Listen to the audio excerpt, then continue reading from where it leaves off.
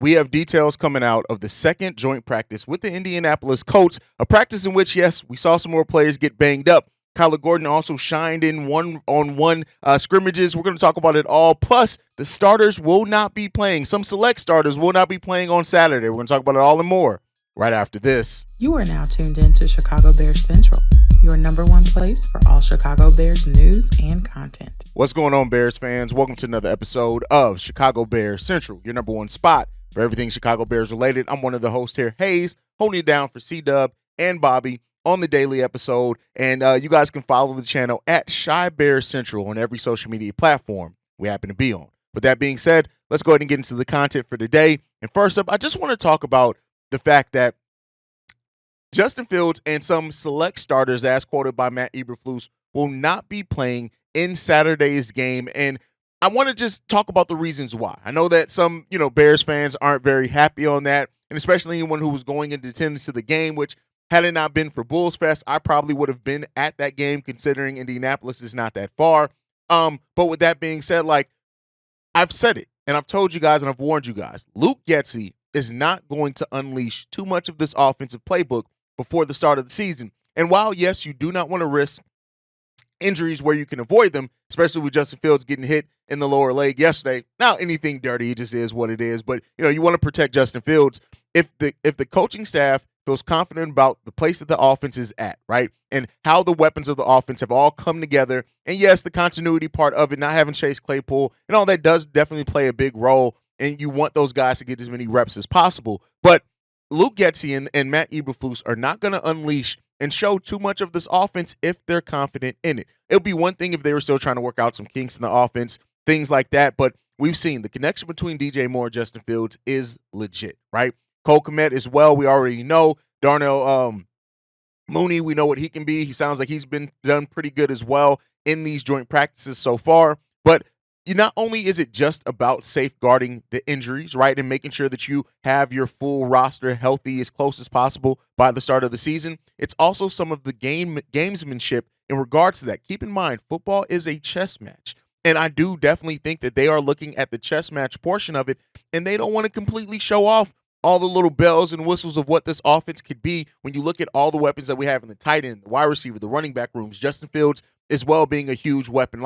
They don't want to show too much of that. And if you feel confident in where your offense is, there's really no reason to play them, right? Yes, you're having the joint practices. That's probably as close as you want to get. You're going to have, tons of tough practices between now and then as well. But it's the best and safe bet. And I know I've seen it already on Twitter, or X, I guess I should say at this point, that some Bears fans are disappointed by not getting to see the starters out there. But like I said, just keep in mind, right? We've already seen a number of players dinged up, and you don't want to see that continue to happen and avoid that. I mean, Cody Whitehair just got his hand injured in yesterday's practice. He was able to come back, so it doesn't seem like it's going to be anything lingering there, but you do not want to risk it if you can avoid it, right? You don't want to risk potentially losing your players that are going to be a big part of your rotation heading into the season. So as far as, Justin Fields and other select starters not playing, I really don't see it as a negative. You look at players that set out yesterday's practice as well. Eddie Jackson, who got dinged up in the practice before, Jaquan Brisker, Chase Claypool, Tyler Scott, Tremaine Edmonds, Velus Jones, Lucas Patrick, Preston Ebner, Josh Blackwell, DeMarquise Gates, they all set out. And so, you want to be healthy. The last thing that this team wants is to have the questions of, dang, what would have been had we been fully healthy? And I think Matt Eberflus is trying to do what he can to just make sure that he can have as healthy as a roster as possible. We also do have acquisitions to the roster, new acquisitions there. The Chicago Bears actually waived Buddy Johnson, who I already said wasn't going to be long for the Chicago Bears roster, and signed linebacker Davion Taylor. And there's something to say that the Bears keep going after this linebacker position, right? The depth there, which we already think that they have amazing depth there, but they keep going after it. So there's something to be said to that. Maybe we're going to get a little bit more interesting packages on the defensive line, but the Bears are going to continue finding depth, find some practice squad players as well while they can. But, hey, Buddy Johnson, I didn't expect him to be long for this Bears roster. He was one of the players in the last episode that we did that I said, hey, he's definitely getting waived, and it's coming sooner than you possibly think. But all right, so that kind of takes care of all of that. But let's go into the second joint practice with the Indianapolis Colts, which I always call the Indiana Colts, which I guess isn't necessarily wrong either, but it's not the name of the team. But so we already talked about Cody Whitehair. He got injured with his right hand, but he was able to return to practice. So it is what it is. He continued to practice. Doug Kramer moved in with the starters. But I do think that they're really trying to have an extended look at Doug Kramer anyway. So that kind of makes sense is there. Seems like Kyler Gordon absolutely dominated one-on-one practices. He stood out, got a pass breakup and an interception. And the thing with that is that this is why I said Kyler Gordon is going to be one of those, while yes, he's playing the nickel, which means he's not going to be an every down cornerback anymore, but do not let that make you forget the fact that Kyler Gordon and what he's able to do one-on-one, the fact that he's excelling in that. He's going to hit hard, he's going to play hard, but he's also probably going to get a number of turnovers as well. He's excelling in that one-on-one, and that makes sense for him playing in the nickel and what his position is going to be. Kyler Gordon, his skill set, his mentality, everything about him fits that nickel so perfectly well for the Chicago Bears. And I do think that Kyler Gordon is going to have a big season, especially looking at Tyreek Stevenson out there, Jalen Johnson and players like that as well. It's going to be a big season for him. And I love hearing that he continues to shine and show up really well also. Justin Fields had what they called a perfect 7-on-7 period, right? He went 8 for 8 in the red zone on 7-on-7s. He spread the ball around. DJ Moore got an impressive catch on that as well. It looks like EQ St. Brown was in that as well. He was in the red zone, completing throws, going over, underneath, over the top, throwing in tight windows, connecting with DJ Moore, Mooney, Cole Kmet, Dante Pettis, EQ St. Brown. Justin Fields is showing, at least in training camp so far, the growth that we need to see. And yes, we got a small sample size in the first preseason game. We're not going to see a look at him at all in the second preseason game, and maybe not at all in the third either. But he's really stepping up to have a big season for the Chicago Bears, and the season that we need as we look for him to solidify nationally as him being the number one quarterback. I think us in Chicago, we already know it, even though some Bears fans do have doubts around Justin Fields as well. But I do think that we're seeing Justin Fields, he's ready to step up and step out on the national stage in a big way. And do not be surprised if all those national media pundits, the one that I've been keeping my receipts on, have a lot to say positively about Justin Fields when it's all said and done. It also looks like Javon Dexter got in a little mix-up as well. He got involved in a scuffle with the guard from the Colts, Carter O'Donnell, after a red zone play. Also, Dan Wilder said that he threw 2 haymakers. Now, it didn't go out and extend after that. So, the coaches, kind of let it slide without much discipline. But listen, Javon Dexter is ready. And I saw some of you guys in the comments, just talking about the fact of like the Bears passing up on, who they passed up on in the draft and things like that. Like, we got Javon Dexter. We got Darnell Wright. We got Zach Pickens. We got some killers here in that draft. I think when we look back at the 2023 draft, we're going to see that Ryan Poles really set up really nice for the future as well. Looks like Elijah Hicks was turning some heads as well. He had a pass breakup as well on a pass that was intended for Pittman in the end zone, so you like to see that as well. He shined on 7-on-7s as well. So we're seeing really good things. We're also seeing other players get chances in the kickoff. No Velus Jones, no Tyler Scott. Joe Reed was actually returning kickoffs in 11-on-11s, and he took one across the 50-yard line and did not get touched until he got to the 45. So shout out to Joe Reed for shining out on that one as well. Our defense continues to look good against the Colts. Also, I do think that our defense is going to we're going to earn the Monsters of the Midway title back. Like, I'm not ready to just give them that. You have to earn that title, at least if I'm going to be calling you that. And it seems like the defense really is starting to show that. Jalen Johnson locked down Michael Pittman on a reception, and Richardson was forced to roll right and throw the ball in the dirt. So that's good things that you want to hear. That comes from Nicholas Moreno, who was there at the practice. Also looks like, Jalen Jones also shining in 7-on-7s outside of this Jalen Johnson. So both Jalen shining in their coverages, and that's what you want to see.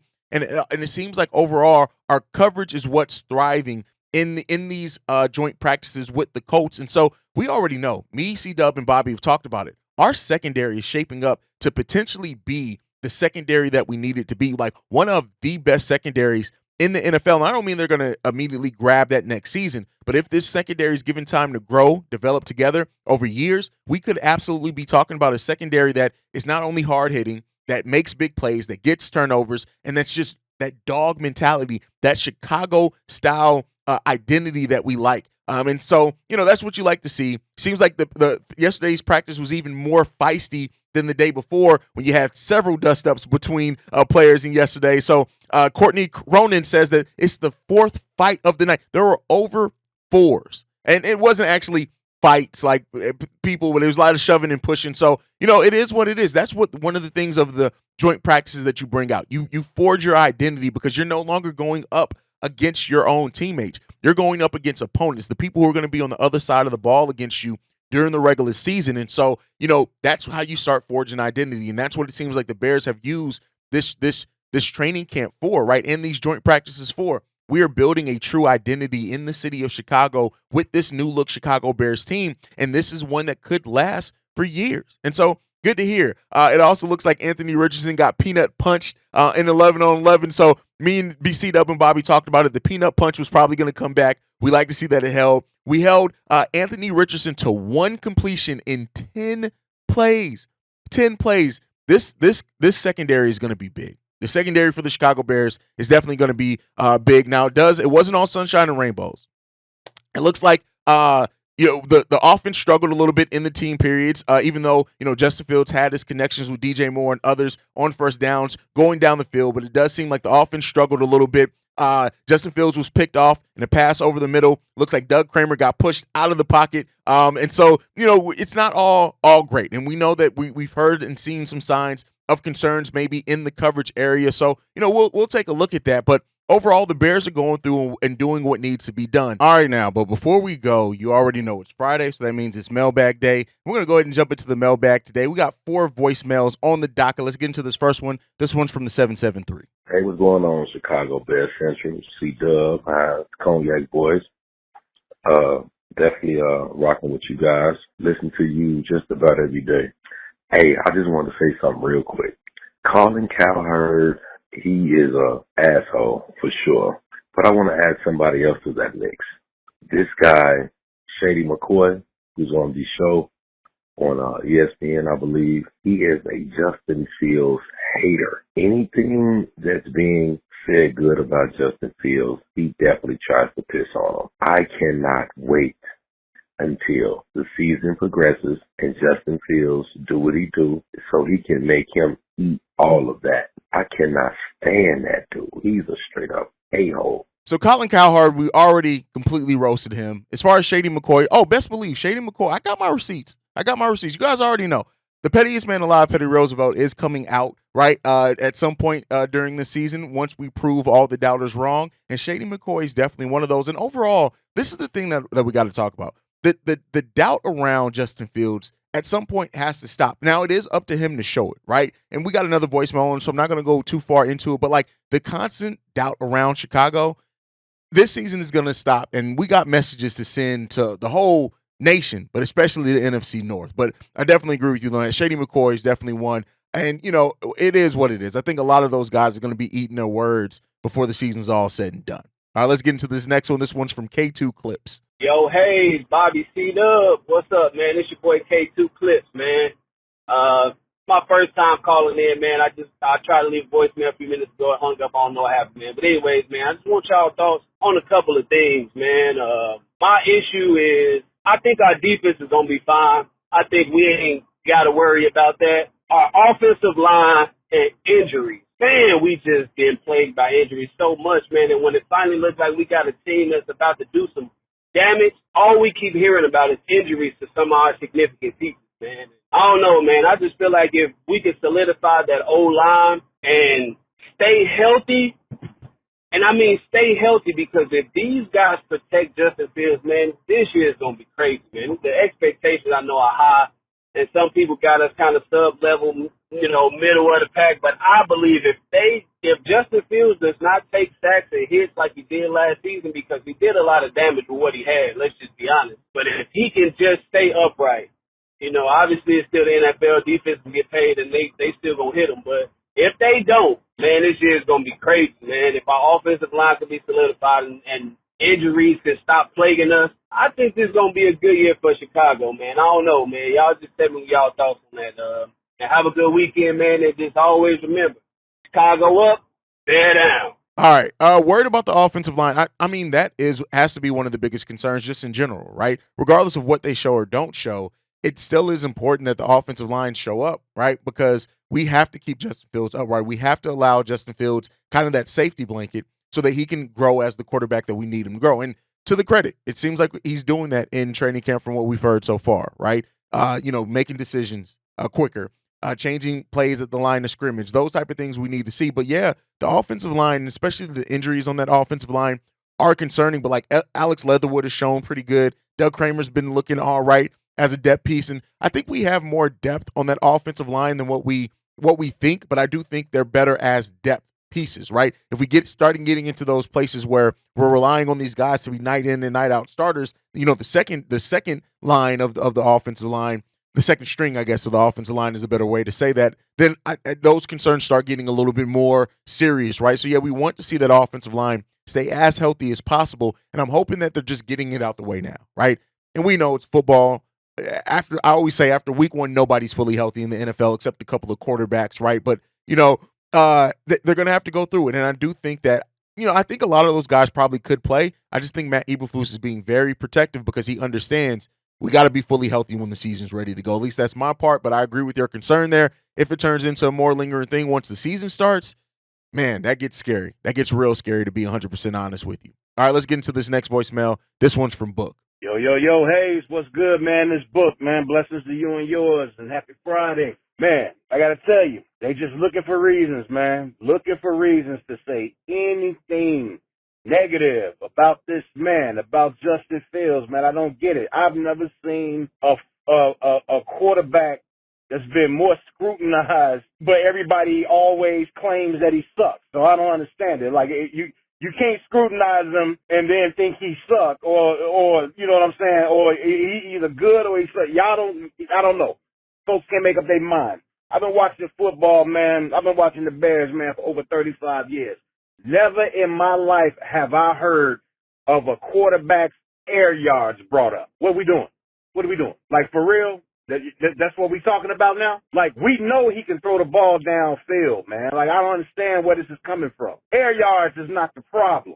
Everybody complained about the short game. He does that, and everybody complains more, man. So, you know what it is, man. Like I keep saying, man, it's that Chicago bias, but it is what it is, man. I got a feeling he about to show everybody, man, about to shut everybody. I'm going to keep it PG. Shut everybody up. But anyway, again, blessings to you and yours. Chicago up, bear down. Need to put that on the shirt, dog. All right, peace. Listen, the doubt around Fields, to a degree, I understand. You're a 3-14 quarterback. You've won 5 games in your NFL career. I understand it, right? Like, at the end of the day, it is results-based. While it takes a team to win a football game, right or wrong, quarterbacks are judged by the record of the team. That just is what it is, right? And then especially when you're a quarterback that just did not pass much, very, very much last season, right? So, and the interceptions, the sacks, all those type of things, like, Justin Fields is going to get a ton of scrutiny until he proves everybody wrong. Now, I'm not saying that it's right. I'm just saying that that's what it's going to be, and I understand that for right now. But guess what? Like I keep saying, listen, you know what? I'm going to take off my glasses because I want everybody to get this message. If you're in the NFC North, right, and regardless of the NFC North, but you Lions fans, you Packers fans, you Vikings fans, which Vikings fans are really respectful. I really don't have any hate to Vikings fans, but those Detroit and Cheesehead motherfuckers, listen here. This season is the season where the Chicago Bears are coming for you. You're no longer hunting the Bears. The Bears are hunting you. And you need to really learn to adjust and get with the program because, like I said, we ain't taking no prisoners. We're coming to snatch the NFC North, and when we snatch it, we're not trying to give it back no time soon. You're going to have to pry it from our cold, dead hands. That's what we're telling you right now. The NFC North crown is coming to Chicago. We'll see if it happens this year. If it's not this year, cool. You guys got another year out of it, but we're coming for it. And when we get it, you're not getting it back. Jordan Love, you weasel, I don't give a damn. The cheese, come on, man. Y'all live in Wisconsin. Y'all a bunch of cheesehead, red-skinned, beard belly fools, and I ain't got time for y'all, right? So we're coming for it. And if you keep doubting on our quarterback, you're going to be on the wrong side of history. I guarantee that. But all right, let's get into this last voicemail for today. This one's from Fred. Hey, what's going on, man? What it do? This your boy Fred, man. Shout out to the Cognac boys, Bobby and C-Dub, man. Hey, I did enjoy the game, man. And I like what I seen from Justin Fields and the offense.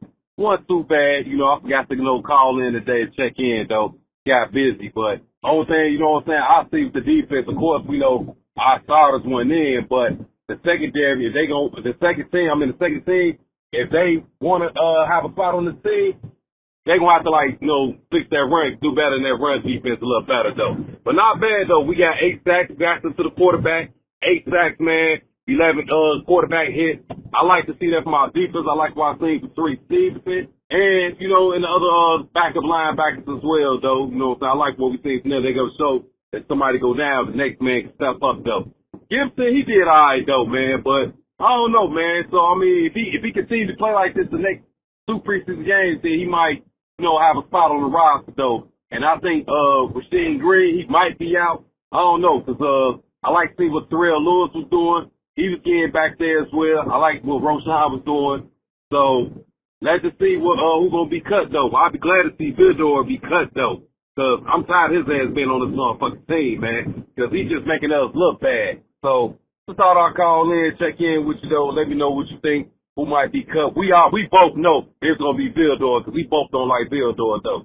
So let me know, man, how you feel, how you going to do against the Colts this week. And if Phil's going to be, ready to come out his shell and to be in MVP talk. So do this, Chicago up, better ass. Bears need a better run defense. I would say that I agree with that. Like the Bears run defense has left much to be desired, and it doesn't seem like it's really improved too much in training camp. So let's hope that comes. I do think that we're probably going to be more solid once we get the actual starting defensive line out there and the linebacking core, because they're going to be a big part in containing that run game as well. I think that we're going to be better than what we've seen so far, but I won't lie and say that there's not signs for concerns there. But that highlights kind of what you're talking about. You brought in Terrell Lewis, who's going to be used on the defensive line and can be used as a linebacker in some lineups as well. Our linebacking core is going to be so important, and that's why I think we see the Chicago Bears going after and really solidifying that linebacking core. They're going to be highly important to containing that run game, right? And if they do make it past the defensive line and the running backs, that linebacker is that next line of defense, and they're going to have to contain that run. And I think we have, when you look at Jack Sanborn, TJ Edwards, even Tremaine Edmonds, Noah Sewell, right? Mikal Walker, I think these guys are going to be big parts of helping solidify that run game. And I think that's why, you're seeing that the depth added to that linebacking core, because Ryan Poles and Matt Eberflus understand that for us to have a solid run defense, those linebackers are going to have to come and show out. That's my thought. You guys can let me know what you think down below. Thank you so much for tuning in to another episode of Chicago Bears Central. You can follow the show at Chi Bear Central on every social media platform we're on. You can also send us any feedback, questions, comments, concerns, ChicagoBearsCentral@gmail.com. And lastly, if you want to leave a text message and our voicemail for our mailbag episodes, the number to do so, 773-242-9336. So leave us any thoughts, voicemails, anything, text messages there. And like I like to end every episode on, Chi-Town up, but bear down. Love you guys. Peace, y'all. This has been a presentation of the Break Media.